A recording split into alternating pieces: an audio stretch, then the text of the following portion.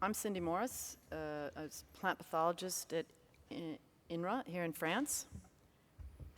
And does it work? Yes, I'm Mireille. I'm not a plant pathologist. I'm a social scientist. I'm an economist, and I'm also at INRAE. Yeah. And I'm at an INRAE. My name is like Madame Impact. I'm the specialist of societal impacts. Of public research in agriculture. So via a project that was funded by the French government, the organizers of the projects, the coordinators, were required to learn this ASIRPA impact method of Mireille, and that's how I discovered her and the method, which is extremely interesting. And so we're going to use that a little bit as a base for a discussion today. So we've divided up the hour and a half that we have. The first part, we're just going to ask you to think about what scientific discoveries have made impact in general, independent of plant pathology. And then we will, Mireille will make a presentation about this ASIRPA method, how we can analyze how impact is made. And I will give one example of a story that everybody knows, just to illustrate how this method is useful. And then we will ask you questions about the impact that you want your research to make and what partners you think and stakeholders you think you need to engage to make it happen. Okay? And for that we'll use these QR codes. So I will start with the first question.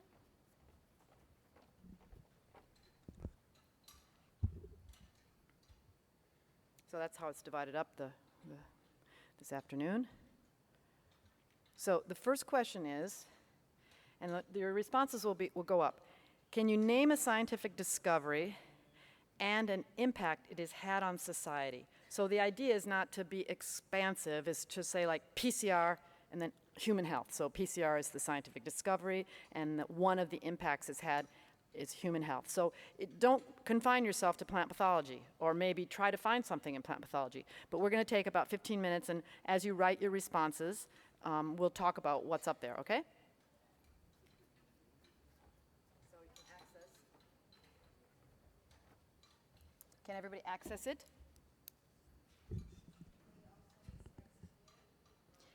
Yes, we will discuss. Excuse me? Yes.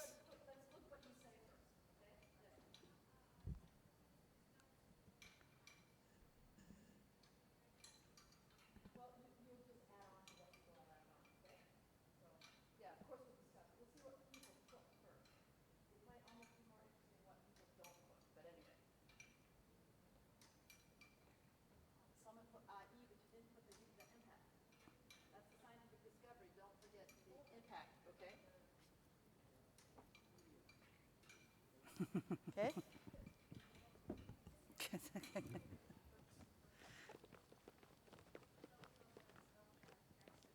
Yeah, we will give you Yeah, if you don't have access, we'll ask you to add on. Okay? We'll ask you first to add on. Yes? Give people the microphone. It's necessary. Okay. Okay. If you have a question. Yeah. The people have questions. Yeah. We can just set the microphone here, maybe. Okay. Can you see? Yeah, always ask a person younger than you because they know how to do it. I probably wouldn't know how to do this. Okay.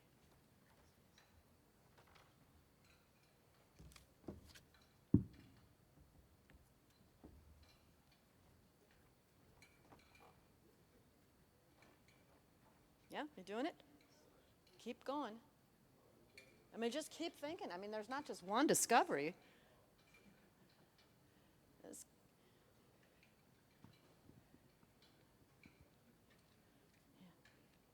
Can you think of more? If you can come and sit down here, that'd be nice. Yeah, come on. Thank you. Computer, what's the impact? Try to make sure you...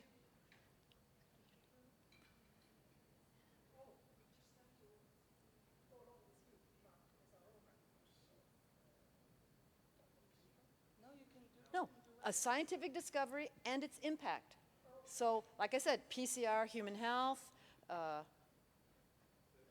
transgenic technology. And feed the transgenic plants, and then what's the impact? What's the impact? Feed the population. Okay. Thank you. So for those of you who don't have access, maybe you can go next to someone who has access and ask them to enter in for you. So we have a list, and that would be a good way. Okay. Who doesn't have a phone? So do you understand what we're doing? Came in a little late. Scan the QR code. Oops. There it is. And then, yeah, it's okay. He gave me a microphone. It's okay. We're good. Don't worry about us. We'll be good. I know I do this a lot. So scan the QR code. Put in.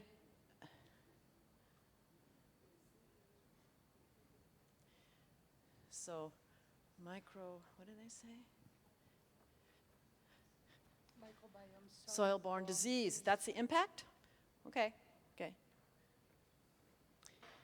GMO used by growers, pushed by industry, no more government extension in many countries. Okay. Fire, diet. Yeah. Birth control, human health.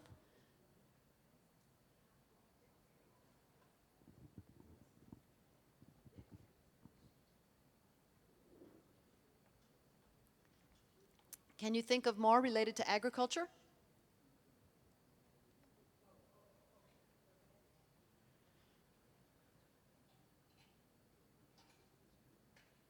CRISPR, GMO, okay. GMO and impact.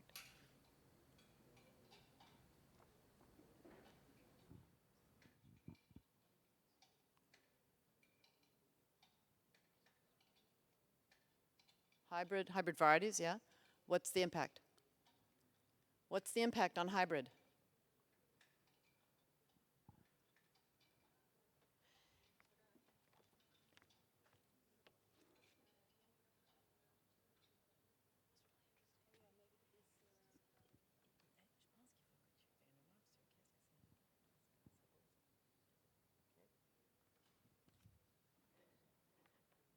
Hybrid, who wrote hybrid? Can you put the impact, please?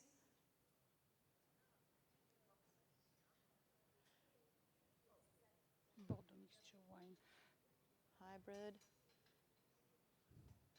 GMO used by growers, okay. Forecasting systems. Combustion engine, yeah. Traveling and exploration of resources. Hybrid, more growth and yield. Okay, okay. So maybe we can stop and talk about the results? Yeah. Yes? Okay. Well, you can stop now. It's just that make you think.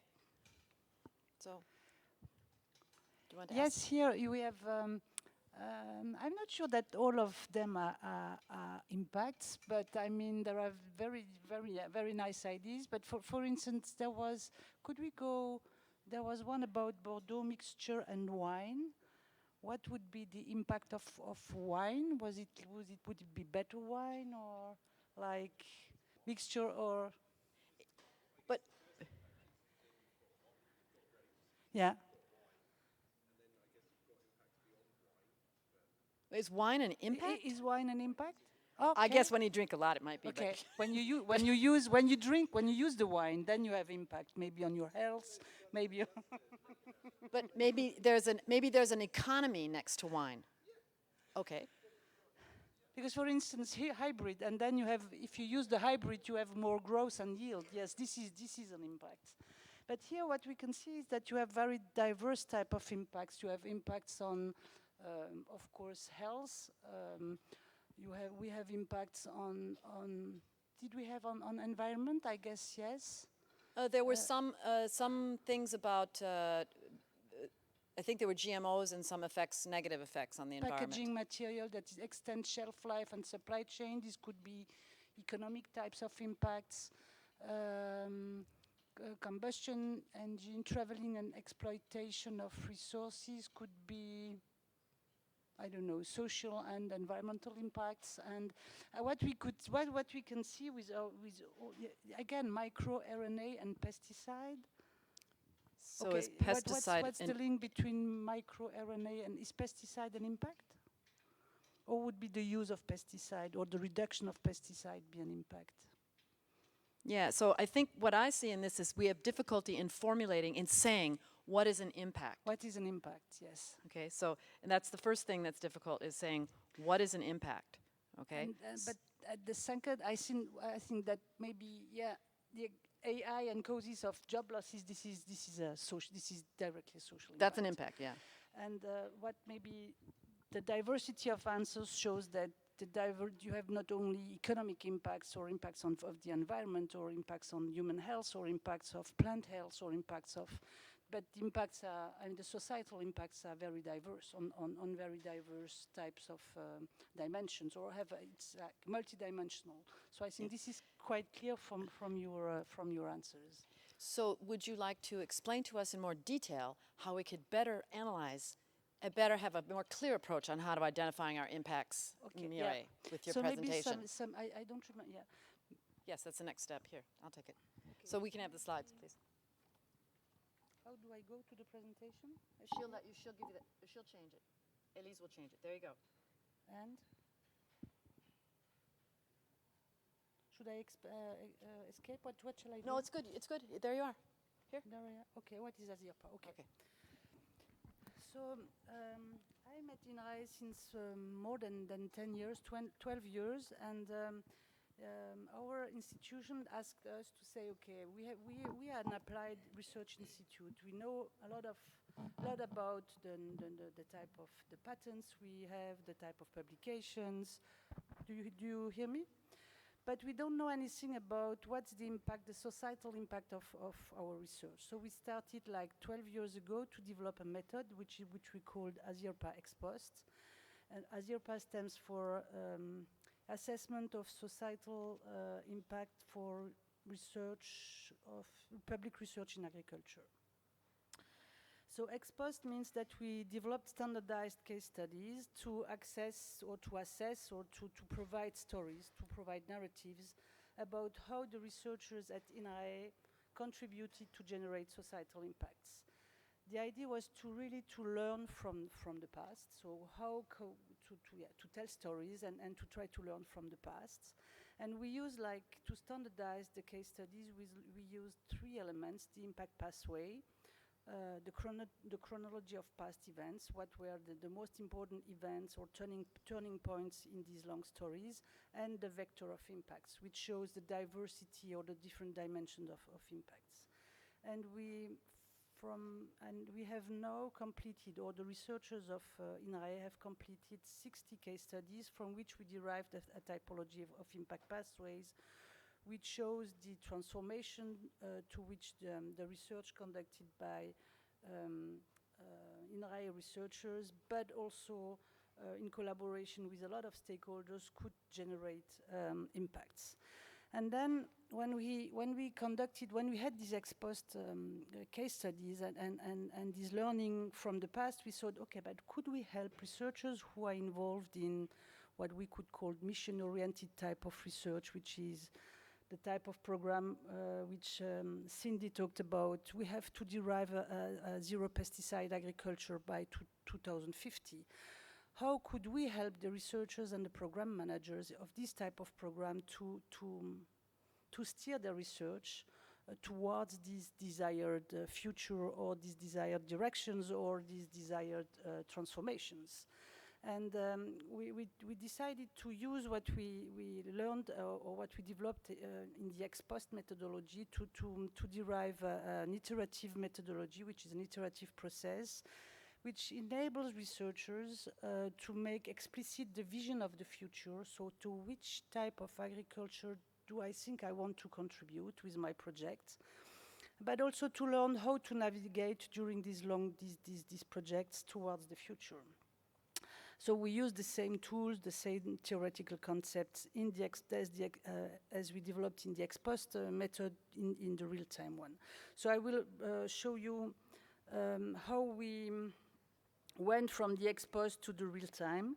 So what we call the societal impacts is, there is a big difference, is that societal impact does not stem directly from research activity. In fact, what we showed with our 60 case studies is that it takes around 20 years between the start of a research project and the generation of impact, so around, on average, 20 years. So it's not just the direct result from a research activity. So for instance, the output is the direct research from research activity. So could be a patent, could be in vitro method to evaluate the toxicity of, for instance, of a pesticide on a bee population. The impact is the use of the test, is what does the use of the test allows to change in society. It could be to change a regulation, to try to ban neonicotinoids, to use the method to homologate new pesticides and so on. So it's not the direct research use of the direct result of a research activity, but it's the use of this research activity, and this can take some time.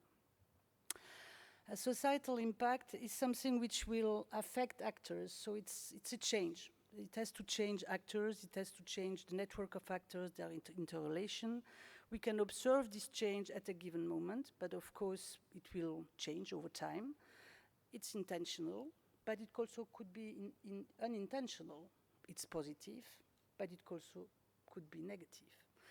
And it has, as you show in your examples, it could have, we have, I said five dimensions, in fact 6 dimensions, which is, you have 6 dimensions. One is the impact on environment, and I guess that all your research that you do on plant pathology can affect positively, I hope positively, the environment. So on saving water, on improving soil conditions, but also affect the policy, so to change the public debate, but also change the regulation that is necessary to make the innovation work, on social impact, but also having an impact on the research or the research infrastructures or the research institution to foster new types of research avenues, impacts on health, on animal health, on human health, on nutrition, and so on. And I guess that the most often the most evident or type of impacts is on economy, is like creating added value, creating markets, creating new companies.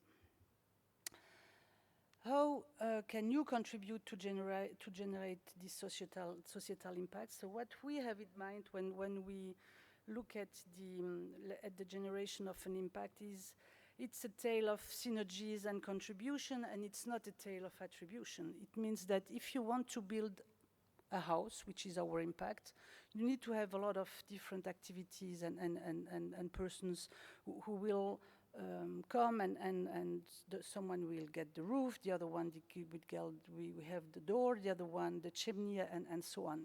But if you don't have all these pieces and all these actors on the ground, you will not have a house. It's the same for an impact. If you do not have an industry, if you don't have the right regulation, if you don't have the researchers, if you don't have them to interact together around, along a pathway, along the 20 or 15 years, with changing roles, with changing networks, with changing, you will not get an impact. So this is very important. If someone is missing or something is missing, most probably you will not get impact. So it's not just adding the elements, the similar elements like in attribution, but it's really a story of contribution. So how it is generated? So you have your research results, the in vitro test, the patent, whatever, and then this will not alone make the impact, as I showed before. Your contribution will, of course, your project will, of course, contribute to the transformations, will contribute to the impacts, but it will contribute because you have, or if you have synergies with other actors. And of course, another element is the role of context. Sometimes you have a crisis, sometimes you have maybe an opportunity or a favorable situation which enables you to derive, or which could block the impact. So for impact to happen, you have to have a change. Transformation should happen, you know? And in the ex post, so this is what we use, the impact pathway, and Cindy will show a case later on. I don't remember the the order. We use the impact pathway, and the impact pathway is really a way to build the narrative. Even if it looks like linear, it's not a linear story. I mean, the narrative of an impact is never something which is linear. But what is important here is that in the input and the intermediary phase, you show the interaction and the networks of the actors which are necessary to generate these impacts. So we can identify in these two steps the actors and the productive, what we call the productive configuration. So the configuration of the networks which are needed to generate on the one side the outputs, and from the outputs which are needed to generate, to transform society and to generate the impact. So in the narrative, what we want people or researchers who develop case studies really to take into account these synergies and the systemic effects that happen during the story, and that explain the generation of the different types of impacts. So it highlights, when you look at the story, it really highlights the contributions of the different actors that enable to generate the impacts. And it also, of course, enables to understand the different dimensions of the impact. So what explains the generation of economic impacts, what explains the generation of health impacts or of impacts on policy, on the policy dimensions. I think this is more or less what we did in this first part, what we did in the ex post. And now, Cindy, who has learned how to use the method, will tell us the tale of the PCR. And she will show these different elements of the network, the actors. So this is an ex post, you say, way of analysis, but ultimately we want to do it to project, and that's what will be the last part. But I'm going to just talk about the impact trajectory for PCR, because you all know what PCR is. Even if you're not a molecular biologist, you've probably had a COVID test, and that's enough to know, okay? So this is some information about how the discovery of PCR made its impact. So this is the impact pathway, and I will talk about each of the different headings, the categories that Mireille illustrated. The first one I want to talk about is what were the long-term impacts, all right? So we can kind of put it all into context. So there were huge economic impacts. Here are data on the graph on the left for, well, now it's digital and all the new forms of PCR, okay? $13 billion worth, all right, of impacts in 2021. Now it's slowing down a bit, but that's because there's new technologies coming out. There were economic and social impacts, and the social impacts are, of course, on jobs. So you have the major market players, Abbott, Qiagen, Bio-Rad Laboratories, Agilent, Thermo Fisher. I mean, if you work in a laboratory that does molecular biology, you've heard of these. bioMérieux, Hoffmann La Roche, many companies, all right? And then there were health impacts on health, environment, and again, that were social and political. So we have the opening, we have clinical diagnostics, we have personalized medicine, genetic counseling, impacts on the environment, and that are also economic. We have impacts on agricultural biotechnology, research in multiple fields of biology and ecology. We have impacts on food quality. We have a new way to do forensics, paternity testing, genealogy, and then laws have been created about the use of biodata. So this was huge, okay, the impact. And so this is sort of what was asked of us in our project was, okay, we're starting now. In 20 years, what do we imagine as our impact? It's hard to say. We would imagine all these things, but this is what the task is, to sort of project. Okay, and so let's start now with the trajectory, because not all of us know what that trajectory was. So the initial context was that in the early 1970s, there was a lot of activity in biotechnology, and all these corporations, people tried to start forming biotech corps. And CEDIS Corporation was formed in 1971. It was the world's first biotech company. And then right after that, in 1972 to 1975, there was a huge public and scientific debate about the safety of recombinant DNA technology. There was a moratorium, and then they went back to doing it because people were really worried about this tool. It wasn't yet PCR, but they knew how to do recombinant DNA. And then I think part of I have the suspicion, but again, I'm not a historian, when they went back to work, the public with these technologies, the public was not convinced that it wasn't dangerous. And so I think the scientists were probably really in the frame of mind, we got to make this look good, all right? And so there was a proliferation of biotech companies, and in 1979, Kary Mullis was hired by the CEDIS company, but to synthesize oligonucleotides, okay? So he had this job of synthesizing oligonucleotides, he was using them, and it was very long and fastidious. And so based on all this knowledge that was formed through, from the 1950s to 1980, the structure of DNA, discovery of DNA polymerases, the isolation of the bacterium Thermus aquaticus, and that had a temperature-dependent DNA polymerase, which is key to the reaction because we go up to 95 degrees. And then the method for sequencing, the Sanger method for DNA sequencing, was developed, and there were means to synthesize oligonucleotides, which are important to do PCR. Kary Mullis said, this is really slow, I need to work faster, what they asked him to do, and he submitted a patent in 1985 for PCR, because he said, oh, this would help me go faster. And now what's particular about this impact pathway is it's really fast, okay? It is really fast, and you'll see how fast it was, unlike most of the impact trajectories of the discoveries in biology and agriculture, which take a long time because there's regulation. This one is so fast, it's mind-blowing. But I think in part is because it all happened in private industry. Had it happened in academia, it might have really been slowed down. That's just my suspicion. So right away, CEDIS formed a joint venture with Perkin-Elmer, which was a company that was working in optics on the East Coast. CEDIS was on the West Coast, I think. And so they just made a company because they thought, well, there's something there. This is the risk takers. And at the same time, you had HIV epidemic exploding, and there was all these people that were willing to give their blood to test for HIV. And so this allowed them to have lots of samples to use to determine if they could detect the virus.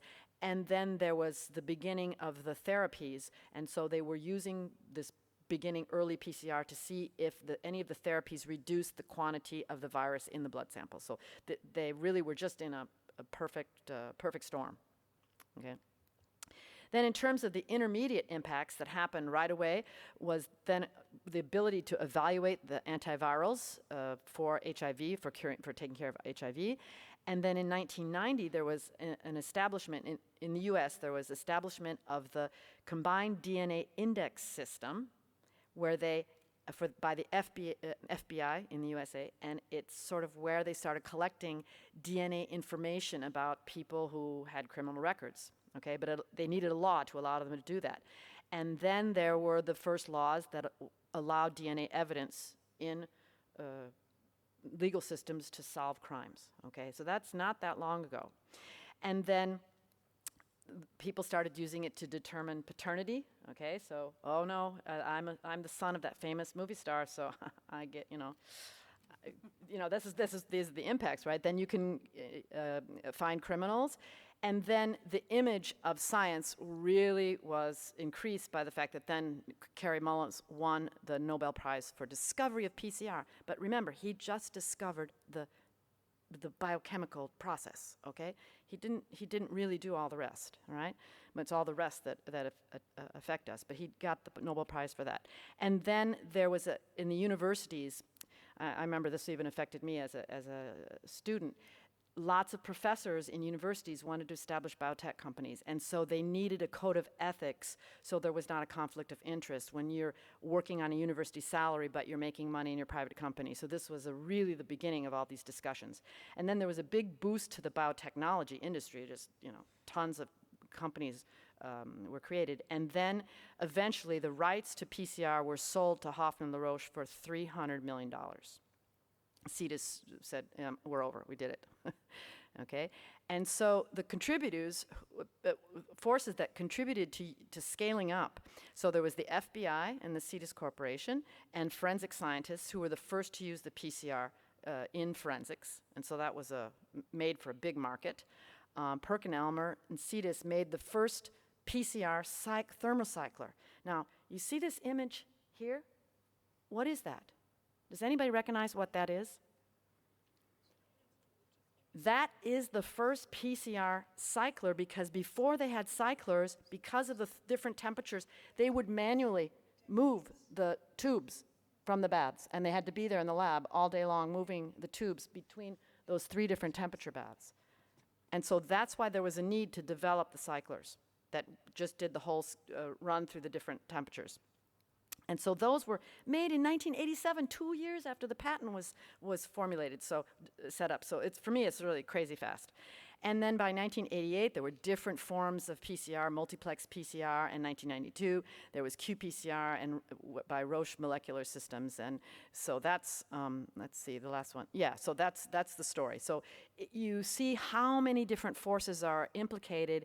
And I think in this case, those people had foresight. But I don't think we can always have that foresight. Okay, I don't think we can always have that foresight. But that's sort of the foresight we're trying to cultivate.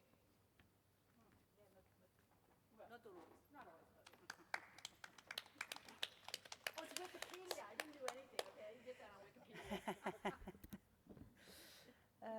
So this is the ex post story of the PCR, where you see that the context is really important, because there was also the creation of, at the time of the creation of this biotech industry, all the regulation which was important, all the actors which were committed, the funding, and so on.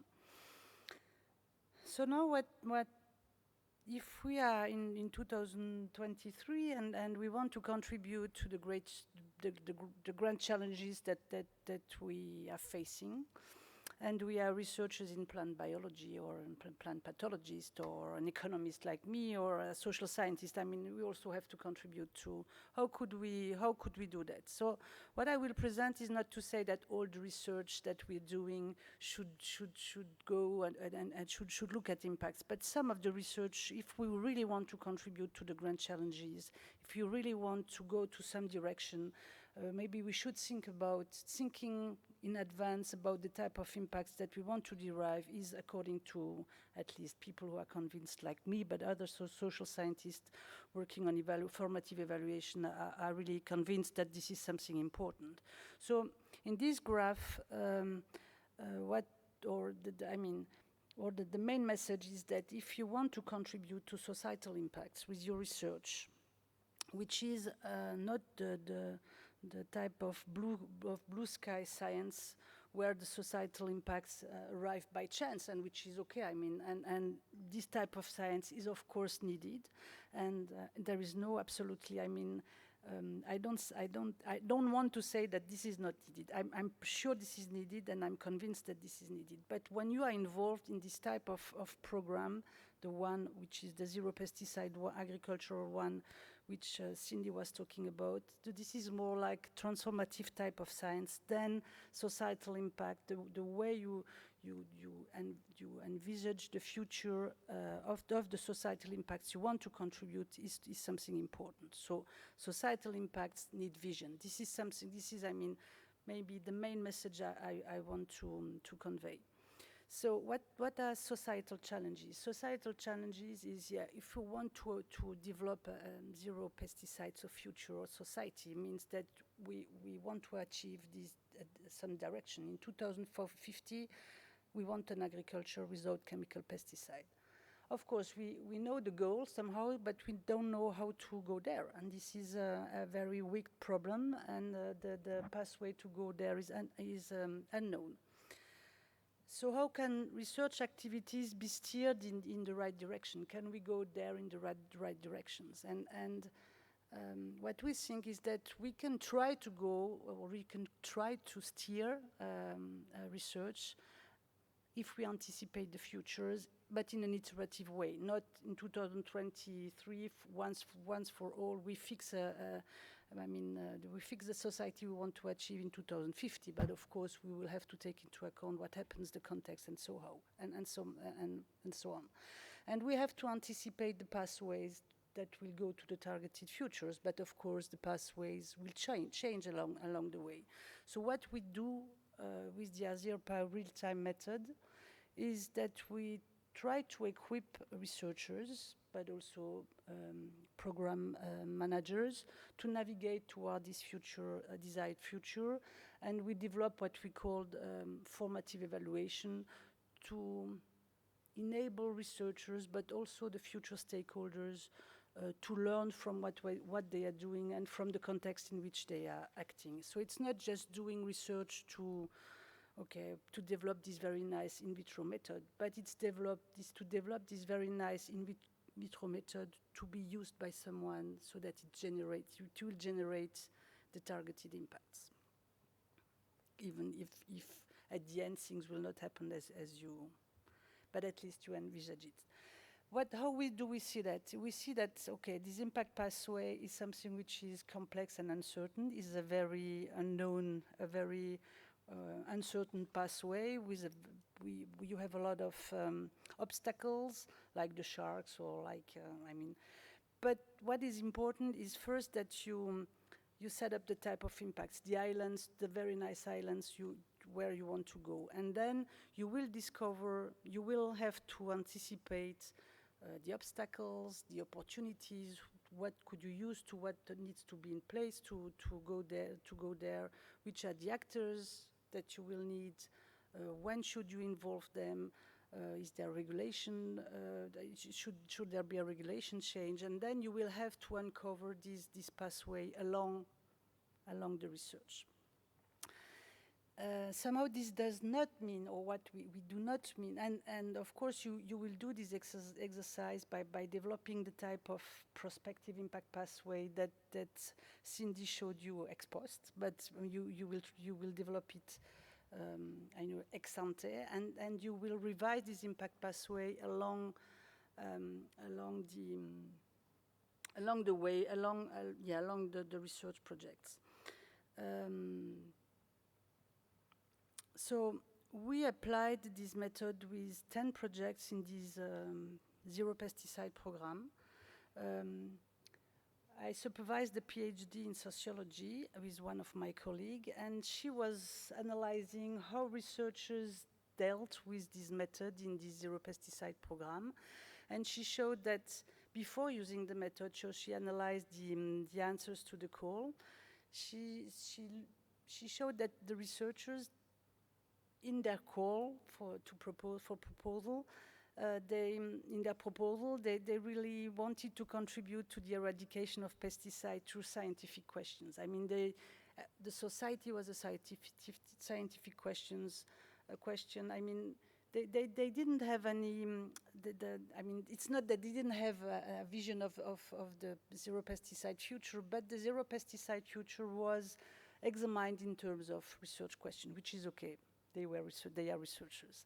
When we accustomed them or learned about how to use ASIRPA Real Time and to anticipate the impact pathway, to anticipate the type of blocking factor, to anticipate the type of elements that need to be in place, the type of actors that they will have to commit with, to engage with, they changed the way that they changed the way that they see the future. So they changed their vision, and they were really able to anticipate collectively a future pesticide-free society, desired societal transformation to which the project wanted to contribute. So when you take the 10 projects, you will see different types of elements of this zero pesticide program. So they were really able to disentangle how they want to see, or to which type of zero pesticide or future zero pesticide society they want to contribute to. They were also progressively able to identify stakeholders, to identify the role and the responsibilities of the stakeholders, the timing of these stakeholders, their importance in circulating knowledge, in using, in developing elements, And the implementation and also the role in the implementation of the solutions that their projects will develop. And of course, they were also able to anticipate not only the role and the responsibilities of other stakeholders, but also their own role and responsibility vis-à-vis these stakeholders, which does not mean that they will have to do or to engage or to commit with the stakeholders. But if you don't anticipate who is important, with whom you have to talk to, or whom will be able to use your research results, and how useful will be your research results, I mean, this will not happen by chance. I mean, this is something that you really have to think about, and you, at some point you will really have to talk with these stakeholders so that they will be able to use and develop further the solution. They also anticipated the means to interest and involve these stakeholders, which was not present in their answer to the call, and the network of actors that they will need to evolve, that they will need to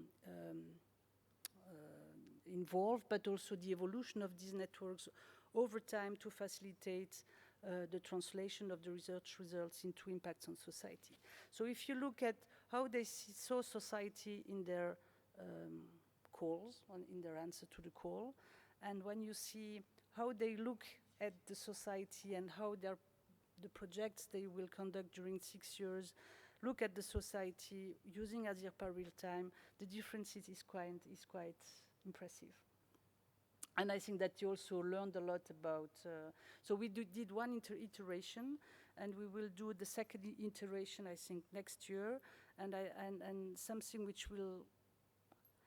which they will have to do is, of course, to share this impact pathway, to share the narrative they have built collectively in their project with stakeholders. Because, I mean, if this is not shared with the rest of the society, the exercise has no rope.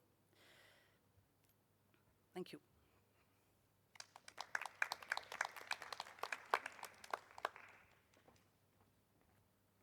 So before we get into the questions now, the discussion, I'll give one illustration. I'll tell you what happened to us. So my project is about epidemiological surveillance and how to modernize it and how to make it more based on prediction rather than just following what's already there. And when we went through the exercise of what we see as our long-term impact, I was really surprised. Okay, in our project we have economists, sociologists, and biologists, and statisticians. And I was really surprised because the conclusion we came to was that our impact was that we had to create a society where information on disease surveillance could be conducted with, that would be free, available, okay, so that would have to be, and done in a transparent way so that the farmer would know how the decision was made, and that this would be economically viable for organizations or companies that did it. So it has nothing to do with the act of epidemiological surveillance or the probes that we're going to develop or the statistical network analyses we're going to develop. It has nothing to do with that. It has to do with free and open data. And that I was very surprised. So now we go on to the questions, because now it's time for you to tell your secrets. Yeah, well, okay, so if any, yeah, maybe, okay, so first, does anyone have questions about our talks?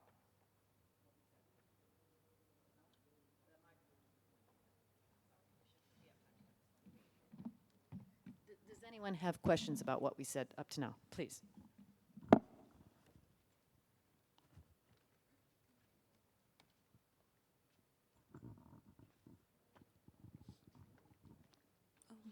Am I audible? Actually, I'm from India. I just wanted to ask, when a society becomes pesticide free, so products become organic, so the prices go up, and how does that then, play against the very, usage? Because in India, there's one state which is totally pesticide free and they are organic, if I have understood correctly. But I'm working in the forestry sector. I'm a researcher, so I also work on biocontrol as part of my thesis.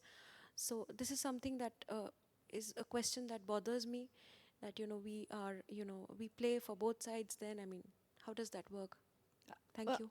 I would think, I mean, this is a really interesting situation, and I would say that the vision is that you see the future as a zero pesticide, affordable food. And so there would have to be some work done on how you make those practices affordable. So that would be part of the trajectory to get it accessible and make people Yeah, be able to eat. exactly. I mean, the idea is maybe this is a big contradiction that nowadays that in 2050 we will not be able to have agroecological food or whatever type of organic food which will be affordable for everyone. And but I mean, this is the idea is that we should work together collectively and make this possible collectively. And if we don't anticipate and we don't have the vision and we don't collaborate collectively with all the stakeholders, for sure it will be probably more difficult to go there. But we don't know yet if it's possible to go there, but this is the way we want to, this is where we want to go. So if this is your vision, is that in 2020, 2050, you want to have an organic or a pesticide-free agriculture with organic food available and affordable for everyone, and that the farmers live from that, because this also should be also economic viable for the farmers. Then the idea is to anticipate the impact pathways or the different ways to go how to go there. It's exactly the exercise. But we don't have the solution.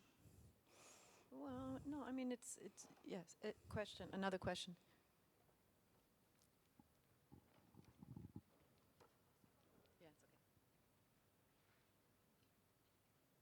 Thank you. I was just wondering what will happen with the companies that produce pesticides, and how will they react to that, and will they even allow something like this, pesticide-free? I don't know, but I mean, INRAE, in this zero pesticide program, there is the use of ASIRPA to help research projects to define how they go. They will contribute. They want to contribute to a society, and there was also prospective, which is foresight, a foresight, and in this foresight they developed 3 scenarios. And one of the scenario was like a zero pesticide agriculture, which was very an industrialized type of scenario, you know, with big companies, with big actors like the pesticides company selling organic types of pesticides, and and then they organized the day when they discussed these scenarios, and they invited companies, and there was like big companies, I don't want to cite names, but all these big companies, among the 3 scenarios, they really favored the one with the big industry, the industrialized type of scenario. I don't know what the big companies will. Well, but there is one big company that starts with a B, and they have been interested in biocontrol, and they're starting to develop biocontrol, at least that's what they say, and that's part of the trajectory, is to help make the transition. Same question for coal miners, same question for petroleum producers. What's going to happen when we don't use those things? Should we say, oh, it's not possible? No, there's perhaps a way to do it, that there's a transition, that it's not radical for anyone, and that people continue jobs, but they have new jobs. That's part of the vision that has to be part of your, if you want to make an impact. Maybe these will be resistant actors, because I mean there are not. Yeah, maybe this will be part of the actors which will resist to this impact pathway, and we will have to help them to not to resist, or to change, to do the transition. Another and how question. to change, I don't know. Here, first one here. But for sure they resist. I think I have a question that I would like to see the impact from the quarantine side, because when doing pest risk assessment, some people, especially the people from the EU, mentioned that the societal impact should be included when doing the PRA, pest risk assessment. But according to what I learned from today's session, that impact is, societal impact is actually a complex process, should involve a lot of factors and even need a period of time to evaluate the real impact. So I'm just wondering how to incorporate this kind of societal impact into PRA. Thank you. Into quarantine. Well, I think a very good example is the case of Xylella. By eliminating the olive trees, the proposal to eliminate these sentinel olive trees in Italy, the local people just went wild, because for them they were family members, these trees, okay?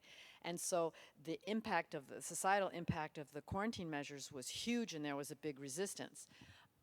Apart from that case, I'm not quite sure what societal impact of quarantine means, because unless it's stopping of a famine or something. I heard someone say that in a talk, and I didn't quite understand what the societal impact of quarantine was. So does anyone have an idea what the societal impact of quarantine is?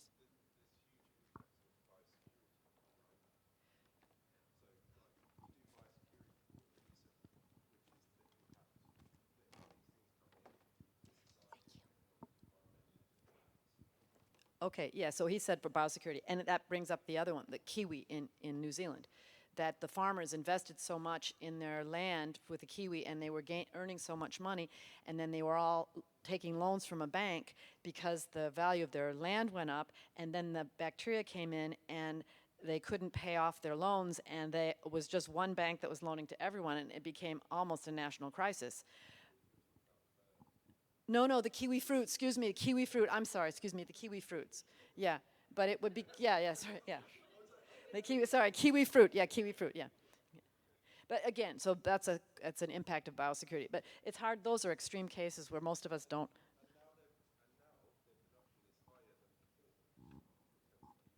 Well, they have a new variety, and yeah.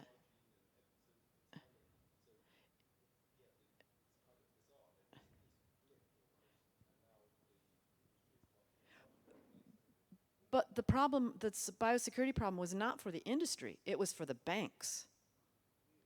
The industry was great, the disease was great because it increased amount, and it decreased the availability, and all the demand was increasing. So that's, real classic capitalist thing. And so for Zespri, it was great, but for the bank, it was really bad. So, yeah. So, yeah, this question.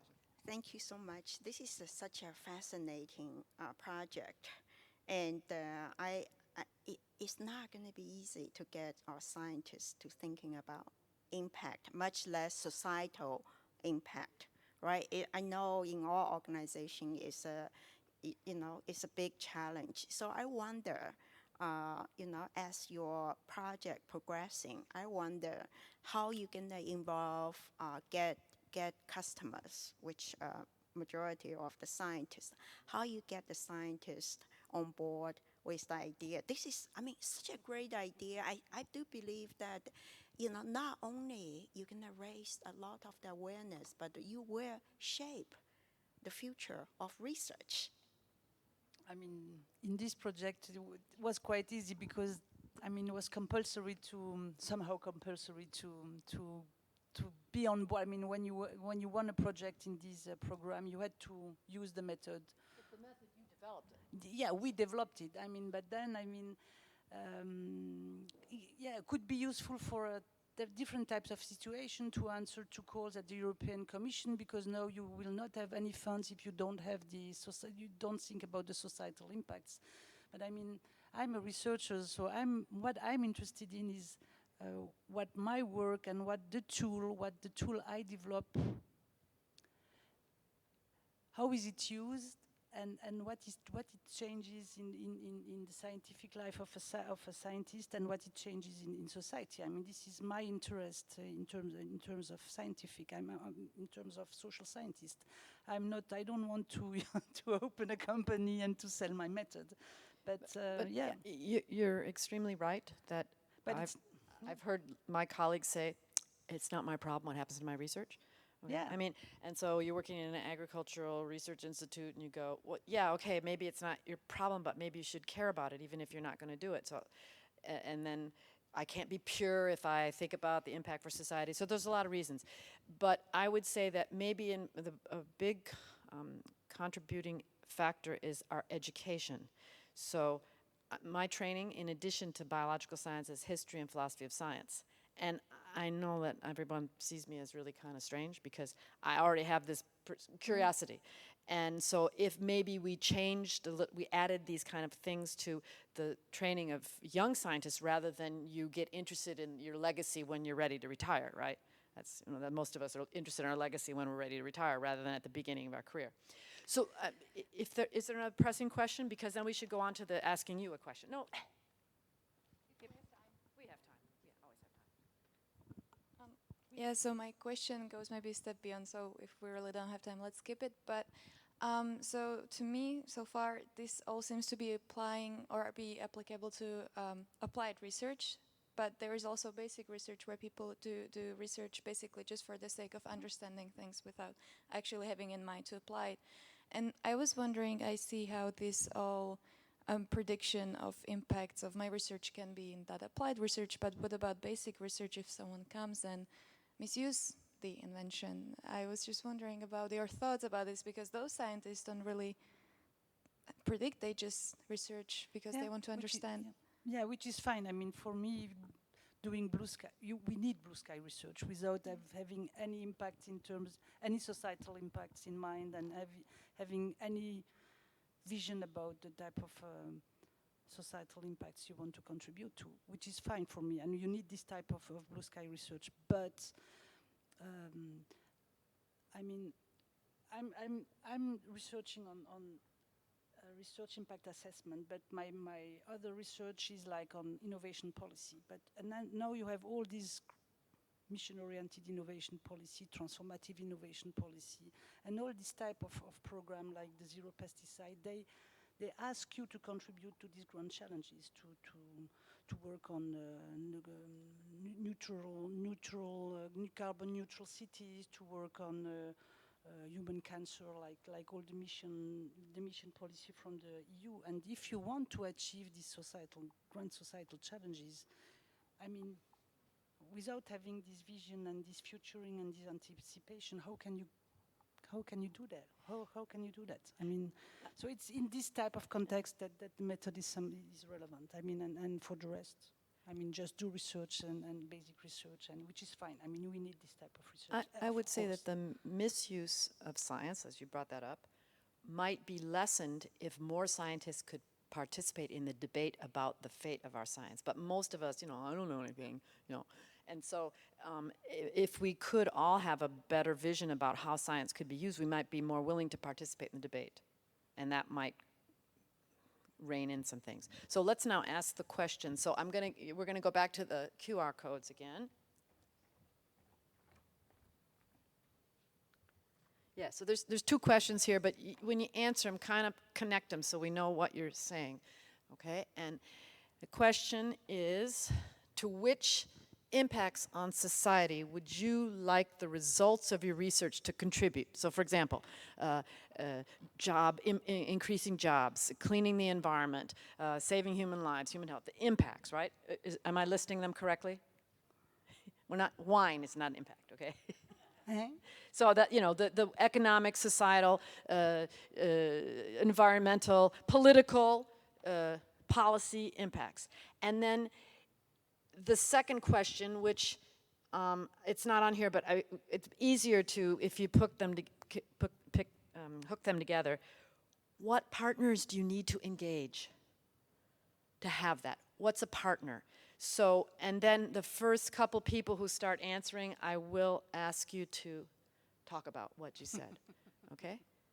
So say what impact you want, and then kind of hash, and then say, so human wellness, but then who do you need to link up with to do that? Okay? Human wellness.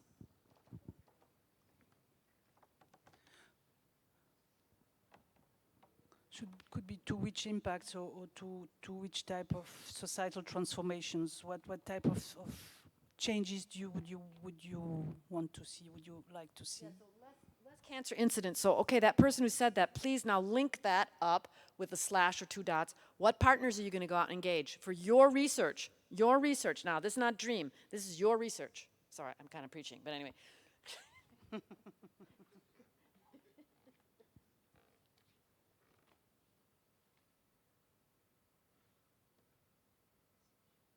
fair trade. Fair trade. Who are you going to link up with to make sure that your research contributes to fair trade? Well, we can, yeah. What? Okay, we just have to which impacts. But yeah, I'm asking you to answer both questions at the same time so we can have a discussion, okay?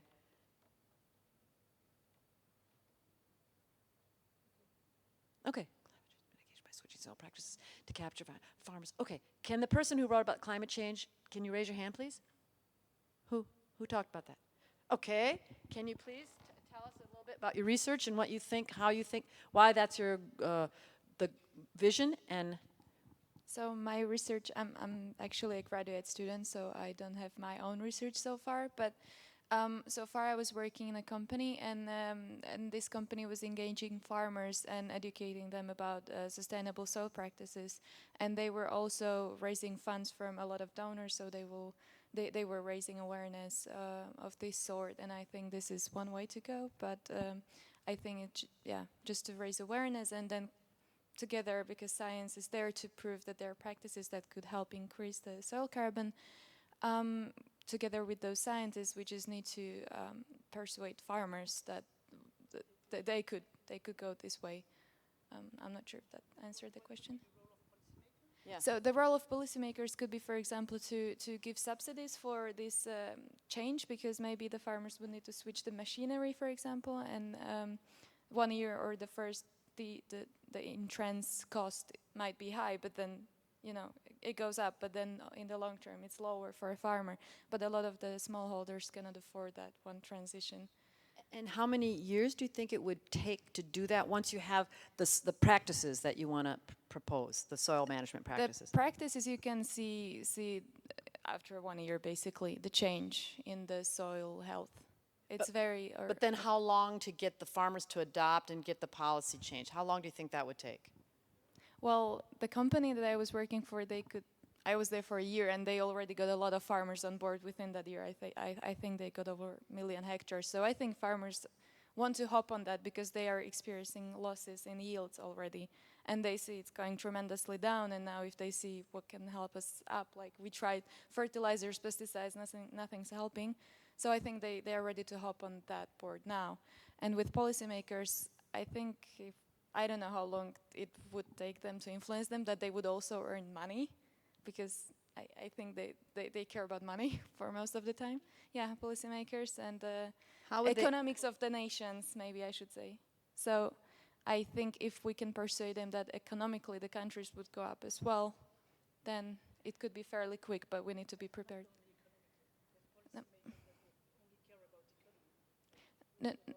No. So you mean on a national level? This would be like a national trend?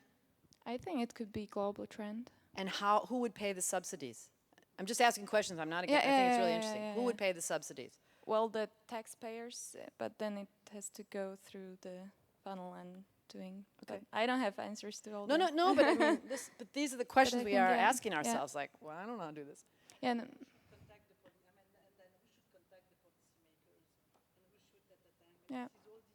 Yeah.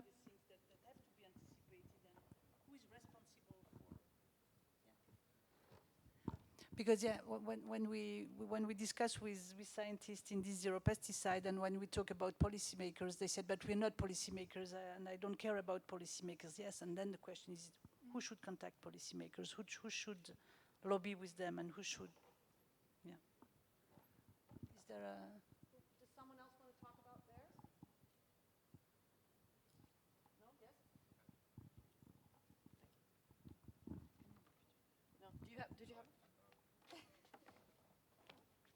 sure you have one up there. I've got healthy native forests, and that healthy native forests. And so I guess at the moment I'm working on a proposal which is about, in New Zealand, our one family, the Myrtaceae, are threatened by myrtle rust at the moment. We have some species where we've only got 13 individuals left that are on private land. We've got other populations that we're losing and we're watching go. So that's kind of where my proposal is sitting. In New Zealand, this is a large proposal, so the largest proposals they do. It's scored half on science excellence and half on impact.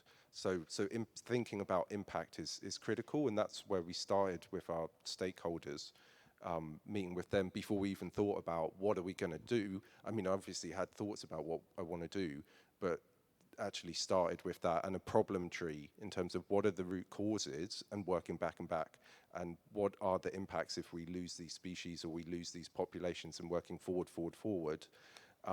So who are your stakeholders? My stakeholders are vast, I suppose. So we've got Māori, Mana Whenua, who are the guardians of the land, the indigenous land right holders, so that they're a really key stakeholder. Then we've got conservation groups, we've got government, local government, national government, kind of everyone, basically. We've got trees, the New Zealand Christmas tree, Pahutakawa, which has beautiful red flowers during summer. That's just starting to get hit. So kind of like the stakeholders are vast, let's put it that way. And what are the impacts in terms of... The impacts are cultural, social, environmental, economic. You know, if we lost Pahutakawa protects our coasts. And I don't know if you've seen, we've had extreme weather in the last year, and we've had huge landslides. So if we lose Pahutakawa, we potentially lose our road network. We cut off communities. So so I've thought a lot about impact, and we have to. It's 50, but we get scored on science excellence. We have to make it past that hurdle, but then we've got to, impact is huge, yeah. Is that the same kind of elsewhere, or?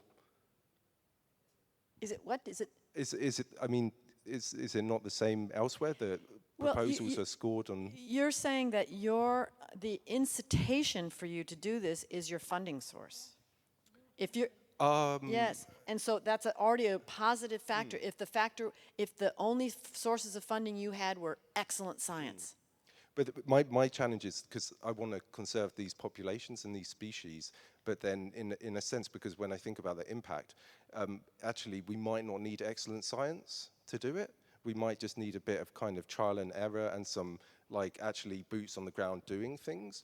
But like, I'm a scientist, so my mechanism is to get research funding. And then my challenge, I think, is not the impact, it's the science excellence and kind of getting that over the hurdle of science excellence to actually just do things to protect these populations.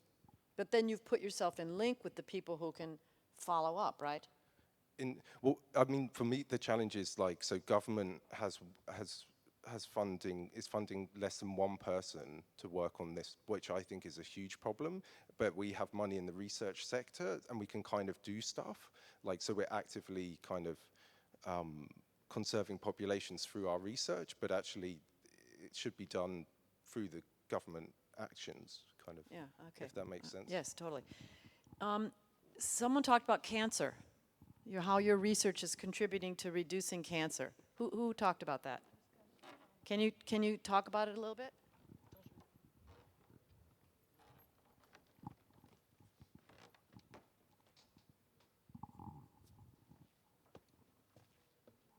Hello.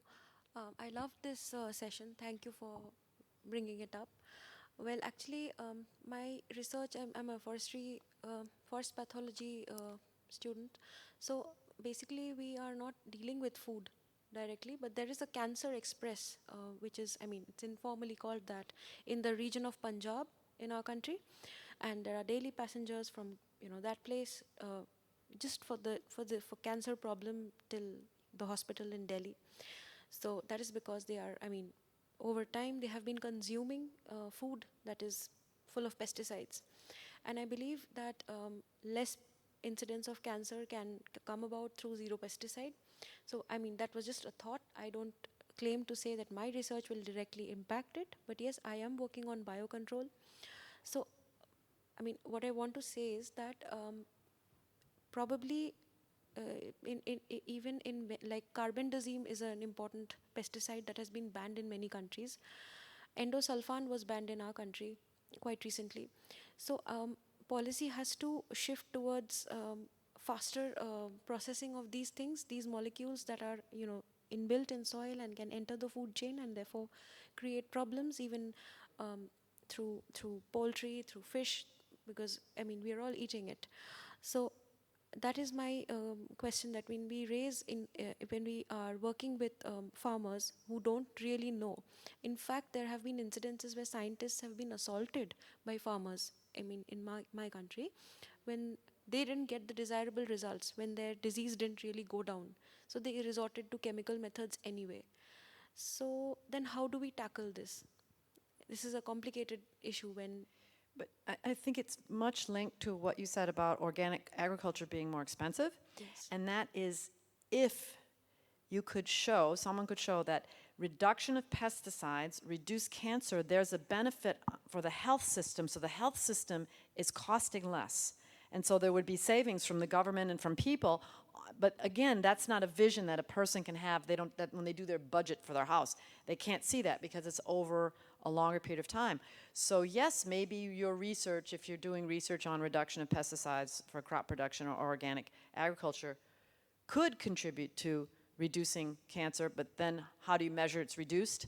And then how do you use that to convince as leverage to bring the price of organic crops down, for example?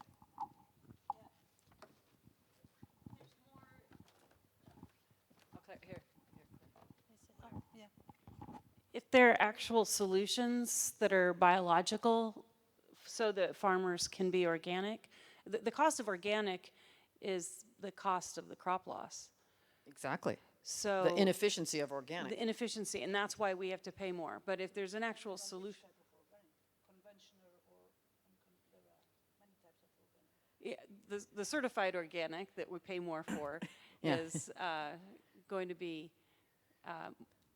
the price can go down if the farmers have a solution that doesn't cost them more. So it's, right now there just aren't the solutions. So that's where the funding comes in.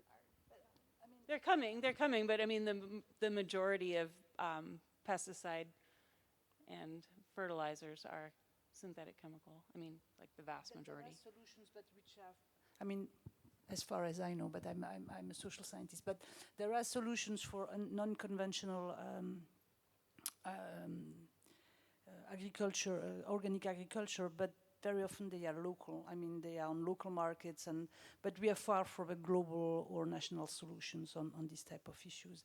That maybe there is something that I did not underline and which I think is important in this type of debate is the systemic view of the problem. I mean, these are very weak and complex and depend and embedded in our existing system, and the whole thing is not only to change the behavior of single actors, but it's to change the existing system as a whole, and this is of course very complex. So I mean, you know, everything is intricate, and there is no single best solution, and that this is something which has to be built collectively and to be co-produced with a common vision. And then there are a lot of works, even where that show that local solution. I mean, maybe one of the things is that to start with local solutions and to see how can we deal with one of the problem locally, and then to see how we could upscale or scale up the type of solutions. But I mean, yeah,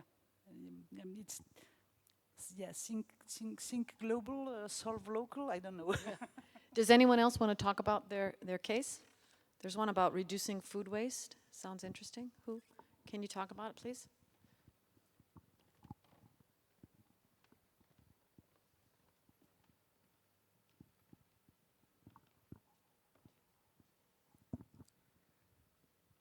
Yeah, I'm working at the Citrus Australia, so I'm a plant pathologist, field pathologist. So the industry vision is they wanted to so two things you need to consider here. One is food, food safety. Another one is about trade.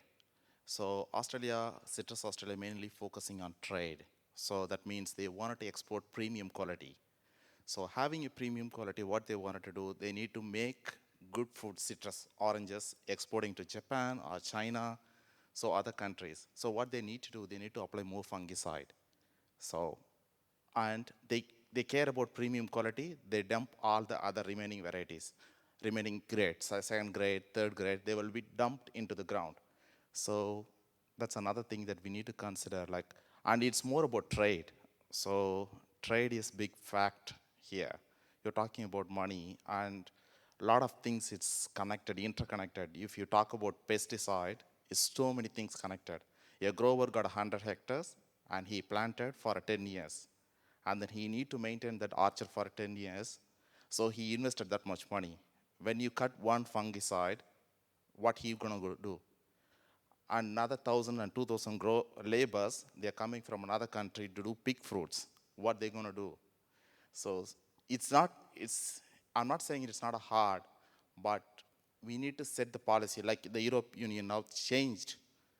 They reduced now I think mangoes there, I think you need to have 100 milligram per kilogram. So that's the policy, they said it. So my project, what I need to do, I need to reduce the residues in the fruit and also increase the efficacy, control the disease. So it's hard for me. So how can I think about it? So then our alternative is that I need to find the best chemical that actually can suppress, reduce the disease, and also increase reduce disease, and also focus on the trade. So it's all interconnected. So, but the industry is changing. So industry is actually thinking, okay, now we have a lot of issues with the residues. Okay, what we can do with now? They now moved into carbonism or previous chemical they banned. Now they're moving into softer chemical. The softer chemical may lead to no chemical, but we don't know how long it would take. But we are thinking. But again, where it needs to come from, I feel it's more about the policymakers who sit on the table, who knows more about the field, and also the global issues, not just only sitting on the desktop and making decisions, and really if they don't know anything what's happening in the field, then it's going to be a big issue. That's where mostly that I feel that, okay, people sitting in the computer and making meetings and meetings and meetings, and they really don't know about the growers issue. So that's where the problem actually happening. Yeah. I'm an early career researcher, so what I can do? So I need to focus funding. I need to say the stakeholders, like, I'm doing a good job. But eventually, if I don't produce the results, next year I will be cut, like, I don't have funding. So it's all about researchers also having a hard time, and also the policy makers, they also need to think about it.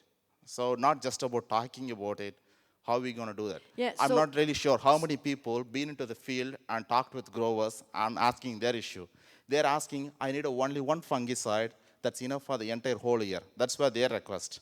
But it's a dream for them. So. Yeah, so there's several points you bring up there. One, your reasoning is in the current system. So they can't have spots, the rest goes to waste, so it's lost. So the first thing I would say, maybe there's something to do with what is lost. Maybe there's some new product that can be made. So this is where you kind of have to say, let's not be rational in the, or logical in the current model, but are there other ways, other models of future that we could develop that just for exploring. Secondly, it's a really good question. You take risks as a scientist. So you can work on certain subjects, and if you don't pan out, then you're going to get fired. So the question is, who takes these risks? And it's true, those of us in the public sector, we can die on the vine and we're still going to be paid.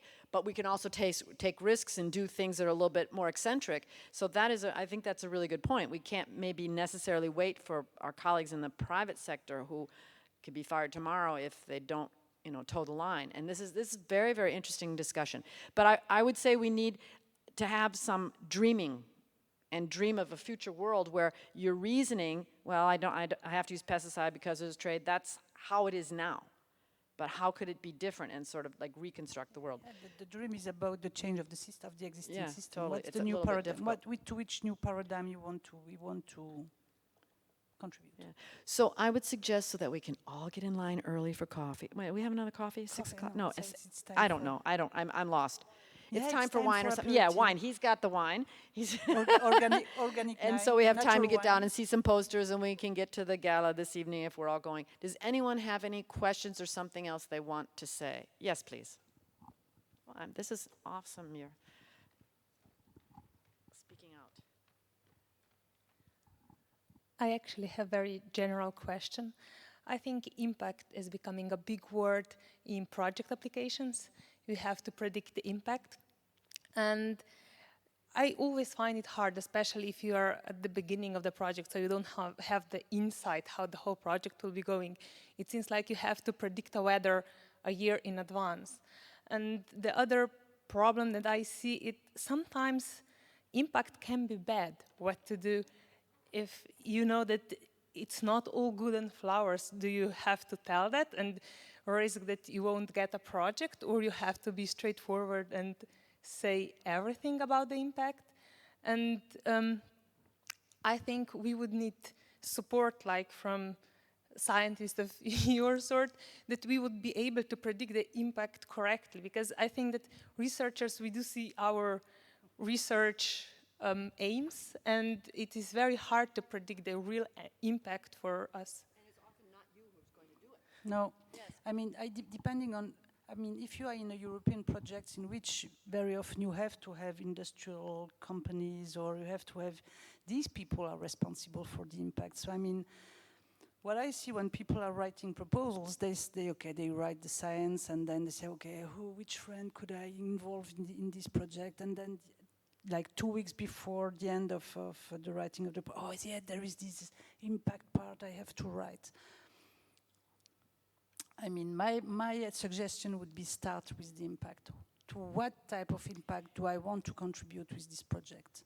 You take a bunch of people, you start by thinking about the impacts, but really, I mean, not in a fancy way. I mean, in a really, to which, I mean, you get up every morning to which type of new society do you want to contribute in this, with this proposal? And then make it as concrete as possible. And at one point, you have to involve stakeholders, and they will have to help you to write this impact paragraph, because these will be the persons who will be responsible, who know about the markets, who know about the impacts, who know about and it's not the scientist who knows about. But I think that in research projects where they ask you to describe the impact within the 3 years of funding, those people who ask that question do not know what impact is. No, Yeah, first that's they the other don't problem. know. Okay, and they're really asking for research outputs, but they're not, or outcomes, but they're not really asking for the real impact, because you're not going to do that impact. You're only going to target that impact. And so that's what I'm wary of, is you're asked a question that's like, it's a trick question, because they don't know how to answer it. But I mean, in European projects, very often you have. Also, yeah, that requires impact, and I'm not sure that, I think that there's a problem in terminology, so I think that. But if you make the narrative, if you, yeah. As well. But if you start by thinking about the impacts or the outcomes or something which looks like impacts, and you build your project based on what you want to achieve, and you make the narrative as relevant as possible, starting with this impact. I mean, and then you will, I mean, when I worked with colleagues and say, okay, you have to start your proposal by thinking, first by thinking to the impacts you want to contribute, you want to target. It changes the way you build your project completely. So a world with organic agriculture that's accessible by price, or a preserved forest, right? So thank you all for participating, and I hope it was stimulating for you. It was really fun for us to put it together. And Mireille came just for this day. She's not even, she's willing to come. So thank you all for participating. Have a nice day. Thank you.